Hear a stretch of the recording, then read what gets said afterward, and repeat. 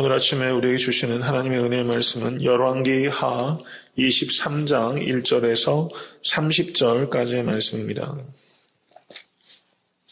열왕기하 23장 1절에서 30절까지의 말씀 저와 교독하도록 하겠습니다. 왕이 보내어 유다와 예루살렘의 모든 장로를 자기에게로 모으고 왕이 대위에 서서 여호와 앞에서 언약을 세우되 마음을 다하고 성품을 다하여 여호와를 순종하고 그 계명과 법도와 율례를 지켜 이 책에 기록된 이 언약의 말씀을 이루게 하리라 하며 백성이 다 그 언약을 쫓기로 하니라. 옛적에 유다 왕들이 세워서 유다 모든 고을과 예루살렘 사면 산당에서 분향하며 우상을 섬기게 한 제사장들을 폐하며 또 바알과 해와 달과 12 궁성과 하늘의 모든 별에게 분향하는 자들을 폐하고 또 여호와의 전 가운데 미동의 집을 헐었으니 그곳은 여인이 아세라를 위하여 휘장을 짜는 처소이었더라. 산당의 제사장들은 예루살렘 여호와의 단에 올라가지 못하고 다만 그 형제 중에서 무교병을 먹을 뿐이었더라.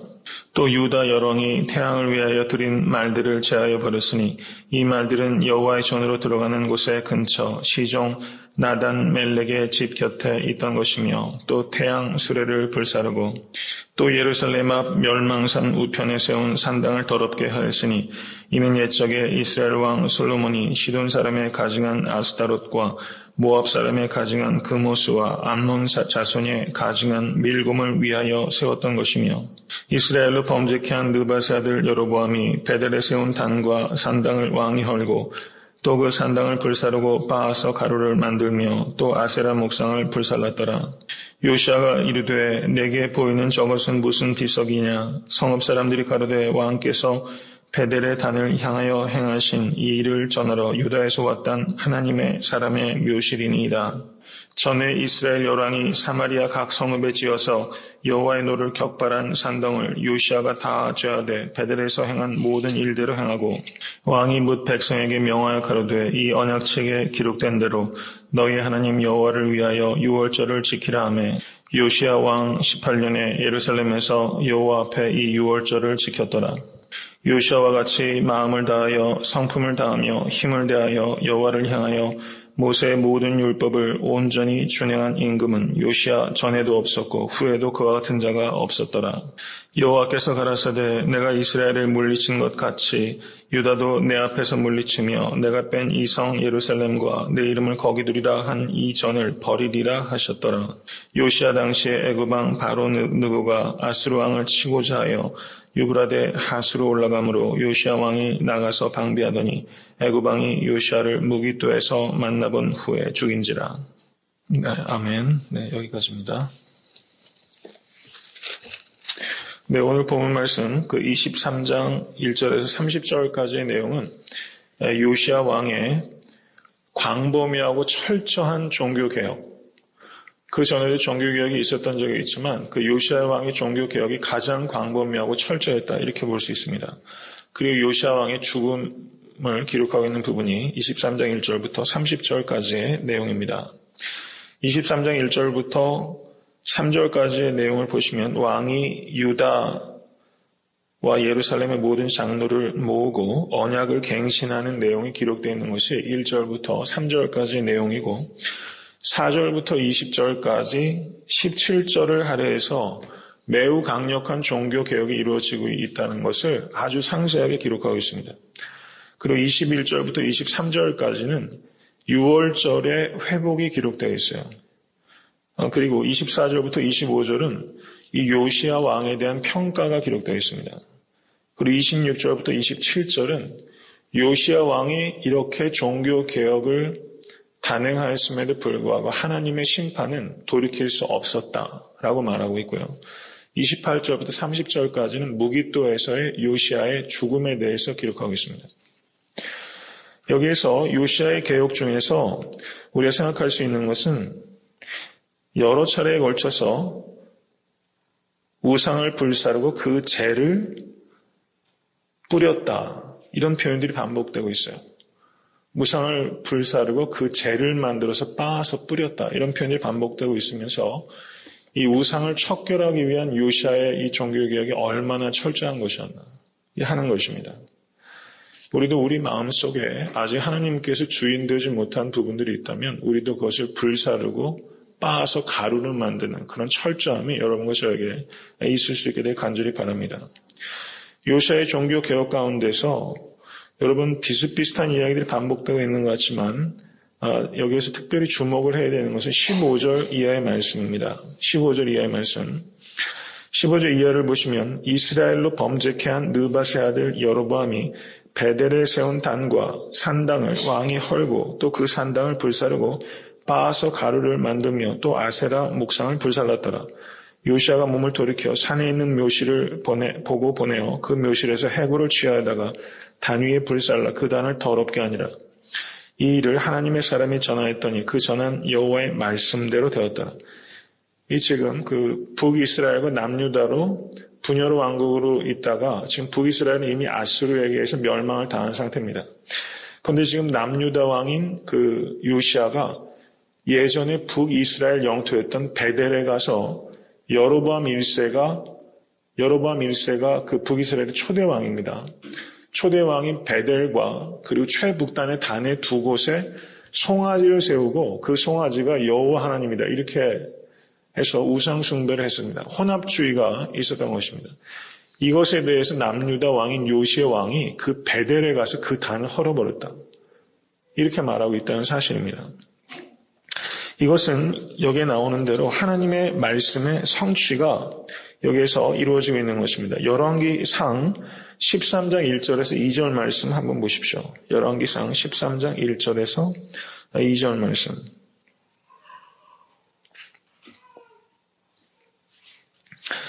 열왕기상 13장 1절에서 2절 말씀 제가 읽겠습니다. 때 하나님의 사람이 여호와의 말씀으로 인하여 유다에서부터 베델에 이르니 마침 여로보암이 단 곁에 서서 분향하는지라. 하나님 사람이 단을 향하여 여호와의 말씀으로 외쳐가로되 다나 다나 여호와께서 말씀하시기를 다윗의 집에 요시아라 이름하는 아들을 낳으리니 저가 내 위에 분향하는 산당 제사장을 내 위에 제사할 것이요 또 사람의 뼈를 내 위에 사르리라 하셨느니라. 이 예언의 성취가 지금 열왕기 하 요시아 왕 때 이루어지고 있다는 사실입니다. 이 열왕기상의 이 예언이 몇 년 전 예언이냐면 300년 전의 예언이에요. 300년 전에 하나님의 사람을 통해서 예언했던 그 예언이 요시아 때에 이르러 그 예언대로 한치의 오차도 없이 성취되고 있다는 겁니다. 하나님의 말씀은 한치의 오차도 없이 성취되는 것을 믿으실 수 있게 간절히 바랍니다. 아무리 세상이 어둡고 악이 관영한 것 같아도 하나님의 말씀은 이렇게 수백 년 전의 예언도 한치의 오차도 없이 성취되고 있다. 지금 우리가 살고 있는 이 시대도 하나님의 구속사는 한치의 오차도 없이 진행되고 있는 것을 믿으실 수 있기를 간절히 바랍니다. 여기에서 특별히 어떻게 남유다 왕이 북이스라엘의 그 예전 북이스라엘 땅 베델에 가서 거기에서 그 우상 숭배하던 단을 헐어버릴 수 있었을까? 이때가 629년에서 주전 629년에서 628년경으로 볼 수 있습니다. 특별히 역대하 34장 3절 이하를 보시면 나중에 한번 찾아보시기 바랍니다. 역대하 34장 3절 이하를 보시면 이때 그 북이스라엘 베델의 단을 헐어버렸을 때 그 요시아의 그 직위 12년째였어요. 그리고 요시아가 왕위에 올라갔을 때가 몇 살 때입니까? 8세입니다. 8세. 그런데 요시아가 직위 12년 때, 그러니까 요시아가 나이 20살이 됐을 때 베델에 가서 그 단을 헐어버린 것입니다. 이때가 주전 629년에서 628년입니다. 정확하게 그 연수가 계산이 되는 거예요. 역대하 말씀을 통하여 살펴봤을 때. 그런데 어떻게 남유다가 아수르가 다스리고 있는 베델에 가서 그런 일을 할 수 있었을까? 630년, 주전 630년경에 아수르가 급격히 세력을 이뤄가고 있었습니다. 그래서 아수르가 자기가 다스리고 있었던 땅에 대해서도 그 행정적인 영향력을 많이 상실하고 있었어요. 그렇기 때문에 630년부터 급격하게 쇠락하기 시작한 이 아수르, 그리고 그 빈틈을 노려서 이 요시아 왕이 629년에서 628년 어간에 베델까지 진출해가지고 거기에 있었던 그 단을 헐어버리는 그런 역사를 단행했다는 것입니다. 그런 일들이 가능했던 것은 아수르가 정치적인 세력을 잃어가는 것이 그 외형적인 영향이 있지만 무엇보다도 조금 전에 말씀드렸던 것처럼 300년 전에 하나님께서 예언하신 바대로 그 일이 성취된 것이다. 이 세상 돌아가는 모든 역사와 이런 모든 일들이 사실상은 역사의 주관자이신 하나님의 손 안에 있다는 것을 우리가 바라볼 수 있게 되기를 간절히 바랍니다. 이 요시아의 종교 개혁 가운데 특별히 또 하나 언급할 필요가 있는 것이 유월절을 갱신하는 것입니다. 21절 말씀을 보시면 왕이 뭇 백성에게 명하여 가로되 이 언약책에 기록된 대로 너희 하나님 여호와를 위하여 유월절을 지키라. 여기에서 다시 한번 강조가 되는 것은 우리가 예배를 지키고 절기를 지키는 것은 우리를 위하여 지키는 것이 아닙니다. 여호와를 위하여 지키는 것입니다. 지난주 수요일 날 강의 말씀드렸던 것처럼 창세기 12장을 보시면 그 아브라함이 가나안 땅에 들어가서 세겜에서 여호와를 위하여 단을 쌓았더라. 그리고 베델과 아이 중간에 장막을 치고 여호와를 위하여 단을 쌓고 여호와 이름을 불렀더라. 이렇게 말하고 있어요. 우리가 간과하기 쉽지만 거기에서 초점은 여호와를 위하여 단을 쌓았다. 이렇게 말하고 있습니다. 예배는 무엇인가? 여호와를 위하여 드리는 것입니다. 예배를 드리면서 우리가 어떤 감정적인 카타르시스를 경험하기 위해서 감정적으로 고조되는 것을 경험하기 위해서 눈물 한번 뽑기 위해서 우리가 예배 드리는 게 아니에요. 예배의 본질은 여호와를 위하여 드리는 것입니다. 여호와를 위하여 예배를 드리는 것이다. 그것이 최일차적인 목적이 되는 것입니다. 여호와께 영광을 드리기 위해서 우리가 예배를 드리는 것입니다. 그 여호와의 영광을 볼 때 우리의 마음이 뜨거워지고 감동받고 눈물 흘리고 통회하고 또 돌이킨 역사가 있게 될 줄 믿습니다. 그 예배의 최우선적인 것은 이 예배 형식이 내가 좋고 나쁘고 그리고 예배 순서가 나한테 맞고 예배 여러 가지 형식들이 컨템포러리해서 좋고 혹은 트래디셔널하기 때문에 좋고 물론 여러 가지 예배 포맷을 우리가 같이 예배를 드릴 수 있다면 좋겠지만 그것은 사실은 본질적인 문제는 아니라는 겁니다. 예배는 여호와를 위하여 드리는 것이다. 우리가 예배의 가장 핵심적인 내용입니다. 예배가 회복될 때 개인의 삶도 회복되고 교회도 회복되게 될 줄로 믿습니다. 여기서 6월절을 22절은 사사가 이스라엘을 다스리던 시대부터 이스라엘 열왕의 시대에든지 유다 열왕의 시대에든지 이렇게 6월절을 지킨 일이 없었더니 요시야 왕 18년에 예루살렘에서 여호와 앞에 이 6월절을 지켰더라. 이렇게 말하고 있어요. 얼핏 보면 사사가 이스라엘을 다스리던 시대부터 열왕의 시대까지 6월절을 한 번도 지킨 적이 없는 것처럼 그런 뉘앙스가 여기 있었는데 그런 의미는 아닌 것입니다. 여기에서 이 요시아가 6월절을 지켰다는 의미는 가족 중심으로 지키던 이 6월절을 국가적인 6월절로 그 의미를 격상시키고 국가적으로 이 6월절을 지킴으로 말미암아 온 백성들을 이렇게 하나 되게 하는 그런 의미로 6월절의 의미와 가치를 더 심화시키고 높였다. 이런 의미로 우리가 이해할 수 있을 겁니다. 히스기야도 6월절을 갱신했었습니다. 여기에서 보면 이 요시아가 이 6월절의 의미를 더 깊이, 더 높이 그 가치를 부여했다. 이렇게 우리가 6월절을 이해할 수 있다. 이렇게 볼 수 있을 겁니다. 그 25절의 내용을 한번 보십시오. 25절. 이 요시아가 어떤 왕이었는지를 성경 기자는 이렇게 요시아를 평가하고 있어요. 다 같이 한번 읽겠습니다. 요시아와 같이 마음을 다하여 성품을 다하며 힘을 다하여 여호와를 향하여 모세의 모든 율법을 온전히 준행한 임금은 요시아 전에도 없었고 후에도 그와 같은 자가 없었더라. 아멘. 얼마나 감사한지 모르겠어요. 이 쉐마, 신명기 6장의 이 쉐마가 여기에서 반복되어 있습니다. 마음을 다하여 성품을 다하며 힘을 다하며. 여러분 이게 어떤 뜻이겠습니까? 마음을 다하며 성품을 다하며 힘을 다하며. 이 의미가 어떤 것일까요? 그렇게 여호와를 향하여 순종했던 사람이다. 전에도 그와 같은 사람이 없었고 후에도 그와 같은 사람이 없었다.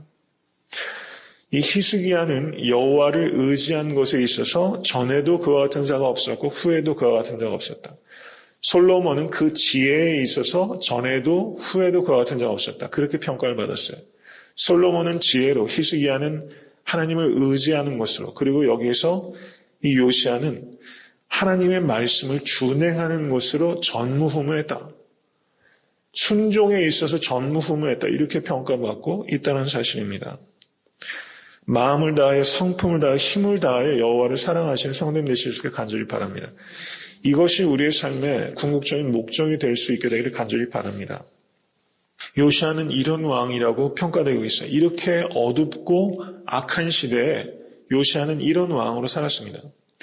그런데 정말 중요한 것은 요시야의 순종을 정말 가치 있게 하는 것은 그 뒤에 이어진 내용이에요. 26절 보십시오. 26절과 27절 보십시오. 그러나 여호와께서 유대를 향하여 진노하신 그 크게 타오르는 진노를 돌이키지 아니하셨으니 이는 므낫세가 여호와를 경노케 한 그 모든 경노를 인함이라. 여호와께서 가라사대 내가 이스라엘을 물리친 것 같이 유다도 내 앞에서 물리치며 내가 뺀 이 성 예루살렘과 내 이름을 거기 두리라 한 이전을 버리리라 하셨더라. 이 요시야가 하나님 앞에 전무후무하게 순종을 했는데 그 순종을 드린 목적이 무엇입니까? 하나님의 심판을 모면하기 위해서가 아니에요. 하나님의 심판이 확정된 것을 요시야가 알고 있었어요. 요시야가 어저께 말씀을 보시면 요시야가 5명을 여선지자 훌다에게 보냅니다. 그래서 여선지자 훌다가 뭐라고 말합니까? 여선지자 훌다가 하나님의 진노에 대해서 말하면서 22장을 보십시오. 22장 16절에서 19절 말씀 다시 한번 읽겠습니다. 22장 16절에서 19절 말씀 여호와의 말씀이 내가 이곳과 그 거민에게 재앙을 내리되 곧 유다 왕의 읽은 책의 모든 말대로 하리니 이는 이 백성이 나를 버리고 다른 신에게 분향하며 그 손의 모든 소위로 나의 노를 격발하였습니다. 그러므로 나의 이곳을 향하여 바란 진노가 꺼지지 아니하리라 하라 하셨느니라. 너희를 보내어 여호와께 묻게 한 유다 왕에게는 너희가 이렇게 고하라. 이스라엘 하나님 여호와의 말씀이 내가 들은 말을 의논컨대 내가 이곳과 그 거민에게 대하여 빈터가 되고 저주가 되리라 한 말을 내가 듣고 마음이 연하여 여호와의 앞 곧 내 앞에서 겸비하여 옷을 찢고 통곡하였으므로 내가 내 말을 들었노라. 여호와가 말하였느니라. 이렇게 말씀하고 있어요. 이 므낫세가 범한 그 배교, 폭력 그때로부터 다시는 하나님께서 이 여호와의 심판을 돌이키지 않았어요. 이미 선을 넘어간 것입니다. 그래서 요시야의 종교개혁의 이 순종은 지금 요시야가 하나님의 심판을 내가 순종하면 모면할 수 있을 것이다. 그렇기 때문에 순종한 게 아니라는 거예요. 하나님의 심판은 확정된 것이라 분명히 훌다를 통해서 말씀했어요. 그런데도 불구하고 요시야는 종교개혁을 단행했습니다. 여기에서 중요한 의미가 있는 거예요. 이미 다 끝났다. 어차피 안 되는 것이다. 예를 들면 개인적인 삶 가운데서도 어떤 질병이 닥치거나 어떤 실패가 닥친다든가 했을 때 이미 끝났다 싶으면 우리가 순종하지 않고 제멋대로 살고 낙심하고 이렇게 되기 쉬운 측면이 있지 않습니까? 근데 요시야가 했던 순종은 어떤 실용적인 관점에 의해서 내가 순종하면 하나님께서 나에게 뭔가 축복해 주실 것이다. 내가 순종하면 뭔가 변화가 나에게 생길 것이다. 이런 관점에서 순종한 게 아니라는 거예요. 자기가 순종해도 이스라엘의 패망은 결정된 것입니다. 그런데도 불구하고 요시야가 종교개혁을 단행하고 그것도 철저하고 광범위하게 종교개혁을 단행했어요. 이게 참 희한한 노릇 아닙니까? 어차피 이스라엘은 조만간 멸망이 될 것을 알고 있었어요. 그런데도 불구하고 종교개혁을 단행했습니다. 어떤 변화를 만들기, 궁극적인 남유다의 운명을 바꾸기 위해서 그걸 한 게 아니에요. 그럼 왜 그렇게 했습니까? 하나님께서 순종을 기뻐하시기 때문이에요. 어떤 변화를 만들거나 축복을 이끌어내기 위해서 하나님하고 딜하려고 순종하는 게 아니라 순종 자체를 하나님께서 기뻐하시기 때문에 서로 나의 환경이 아무것도 변하지 않아도 내가 가지고 있는 여러 가지 환경적인 제약이 변하지 않아도 내 문제를 내가 끝까지 끌고 갈 수밖에 없다 할지라도 나는 순종하리라. 이게 요시아의 태도라는 겁니다. 이게 진정한 순종이라는 거예요. 순종 자체를 기뻐하고 순종 자체를 목적으로 하는 겁니다. 순종을 통해서 뭔가 변화를 만들고 뭘 끌어내기 위해서 순종하는 것이 아니라 하나님은 경배받으시고 순종받아야 될 대상이기 때문에 요시아는 순종하고 그리고 개혁을 단행하고 했던 것이죠. 저는 이런 의미에서 이 요시아의 이 종교개혁이 훨씬 의미와 가치를 갖는다고 생각합니다. 그래서 요시아의 순종을 이렇게 표현할 수 있어요. 이 말씀을 기억하십시오. 요한복음 3장 16절을 하나님께서 세상을 이처럼 사랑하사, 그래서 이처럼의 사랑이라고 우리가 이해를 합니다. 그럼 요시아의 순종은 어떤 순종이냐? Nevertheless obedience. 그럼에도 불구하고의 순종이에요. 그럼에도 불구하고의 순종. 남유다의 패망은 확정된 것이지만 그럼에도 불구하고 나는 순종하리라. Nevertheless obedience. 욥기 1장 9절을 보시면 천상에서 사탄이 하나님께 이렇게 말합니다. 사탄이 여호와께 대답하여 가라되 욥이 어찌 까닭 없이 여호와를 경외하리이까? 까닭 없이 경외하리이까? 이렇게 말하고 있어요. 여러분, 어떤 상황이 닥쳐도 하나님께 순종하시겠습니까? 요시아는 이것을 우리에게 질문하고 있는 거예요. 대가를 바라지 않고 하나님께 순종할 수 있는가? 이것을 요시아는 우리에게 질문하고 있다는 것입니다. 하나님을 우리의 여호와 상황과 상관없이 여호와 하나님께 우리가 순종할 수 있게 될 주님의 이름으로 간절히 축원합니다.